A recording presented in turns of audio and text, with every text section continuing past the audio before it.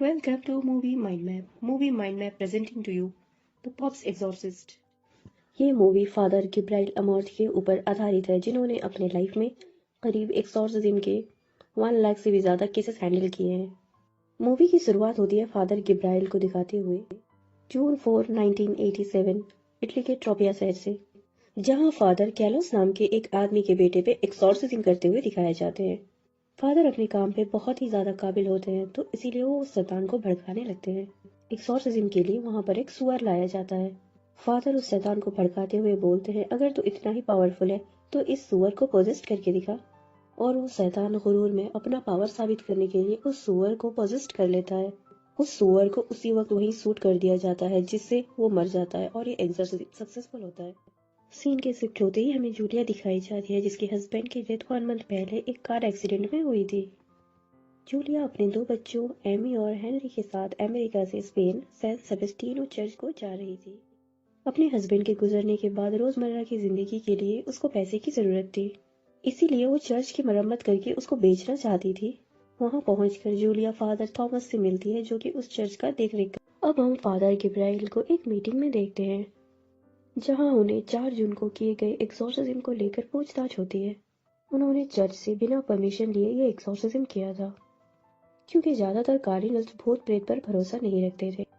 उन लोगों का मानना ये था कि शैतान एक वहम है, ऐसा कुछ क्रिएचर दुनिया में नहीं होता। ये इंसान के दिमाग की बनाई हुई कुछ बातें होती है। फादर गिब्राइल को एक्सॉर्सिज्म के बारे में पूछने पर वो मना कर देते हैं। वो बोलते हैं कि मैंने बस उसका इलाज किया है। वो लड़का दिमागी मरीज था जो डॉक्टर और साइकेट्रिस्ट नहीं कर पाए, मैंने बस वो कर दिखाया है। लेकिन फादर की इन दलीलों का कार्डिनल्स पर कोई असर नहीं होता है। फादर एक एक्सॉर्सिज्म का केस हैंडल कर रहे थे, जिसमें उस लड़के ने सुसाइड कर लिया था। कार्डिनल्स जैसे ही फादर को ये बात का इशारा करते हैं, फादर वहाँ से गुस्से से आ जाते हैं। यहाँ चर्च में आने के बाद हेनरी को दिखाया जाता, वो नीचे तहखाने की तरफ घूम रहा होता है। तभी एक दीवार के पीछे से उसे कुछ आवाजें सुनाई देती है। जब वो करीब जाकर देखता है तो उसे एक सिंबल दिखाई देता है। वहां से डरकर वो वापस अपने रूम को आ जाता है।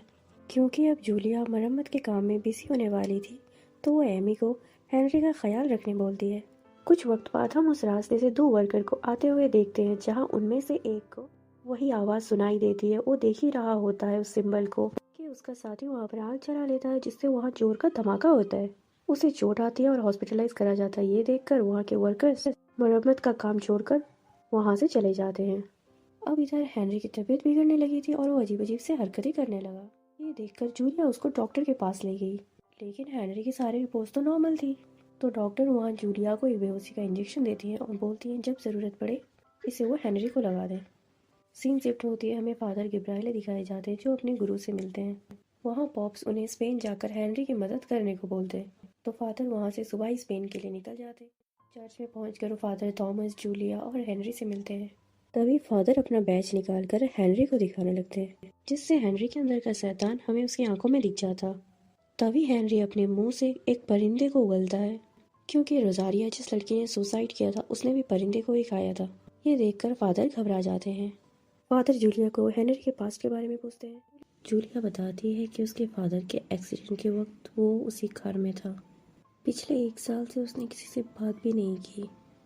फादर जूलिया से कहने लगते हैं कि हमें जल्दी ही कुछ करना पड़ेगा, क्योंकि हेनरी के पास अब बहुत वक्त कम रह गया।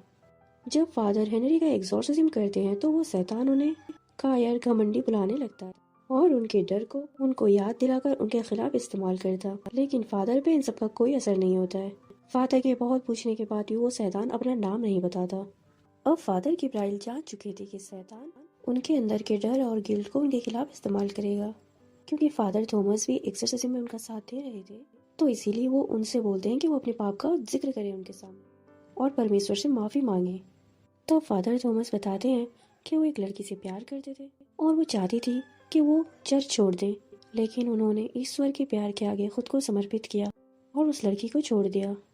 अब वहाँ वैसे ही फादर गिब्राइल अपने पापों का फादर थॉमस के साथ जिक्र करते हैं और परमेश्वर से माफ़ी की तलब करते हैं। फादर बताते हैं कि जंग के दौरान उनके सारे साथी मारे गए थे और वो वहाँ जिंदा थे उनके बीच, लेकिन वो उनके लिए कुछ ना कर सके। और यहाँ फादर उस लड़की रोजारिया का जिक्र करते हैं। उसे फादर की मदद की ज़रूरत थी, लेकिन फादर को लगा कि वो एक दिमागी मरीज है, इसीलिए वो दूसरे पादरी को उसका केस सौंप देते हैं। लेकिन उस लड़की ने फादर के सामने ही सुसाइड कर लिया, क्योंकि उसके अंदर सच में शैतान था और शैतान ने उसे मजबूर किया ये करने को। फादर उसे हेल्प कर सकते थे, लेकिन फादर अपने घमंड के चलते उसको हेल्प ना कर सके। इस बात का बोझ फादर के दिल में हमेशा के लिए रह गया था। अब हेनरी के अंदर जो डिमन था वो जूलिया और उसकी बेटी को मारने की कोशिश करता है। क्योंकि फादर को उस शैतान का नाम नहीं पता था, इसीलिए वो शैतान दिन ब दिन ताकतवर होता जा रहा था। अब फादर उस शैतान का नाम पता करने निकलते हैं। उसी चर्च पे एक जगह पर कई सारे कंकाल दिखाए जाते हैं। ये उस वक्त की बात होती है जब स्पेनिश अदालत ने उन लोगों को सजा सुनाई होती है जो लोग जूइश धर्म छोड़कर क्रिश्चियनिटी में आने के लिए तैयार नहीं थे। फादर अब उसी दीवार के पास पहुंचते हैं जहाँ वो सिंबल होता है। वो सिंबल वेटिकन की सील होती है। जब वो उसे तोड़कर उसके अंदर जाते हैं, वो जगह सल्फर गैस से भरा होता है और वहाँ उन्हें फ्रायर, जो कि महान पादरी हुआ करते थे उस समय में, उनकी कंकाल मिलती है।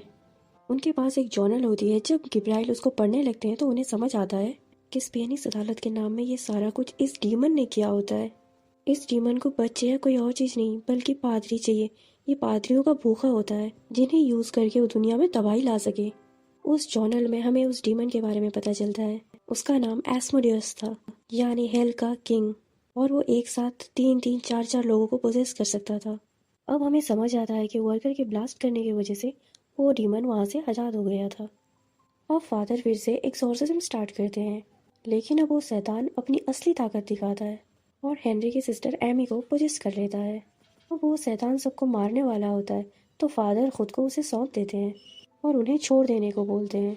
अब वो शैतान फादर को अपने बस में कर रहा होता है। तभी फादर थॉमस जूलिया और उसके बच्चों को उस चर्च से बाहर निकालते हैं।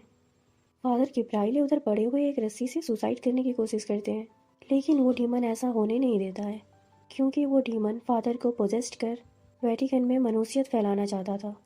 डीमन ने फादर को पूरी तरह पोजेस्ट कर लिया।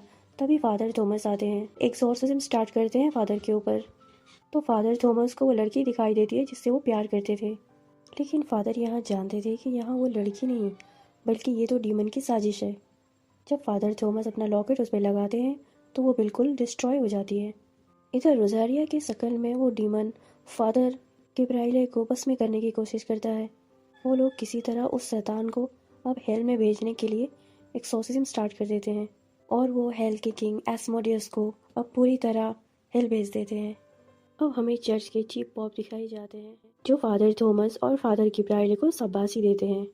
यहाँ मूवी एंड हो जाती है। Thank you for watching.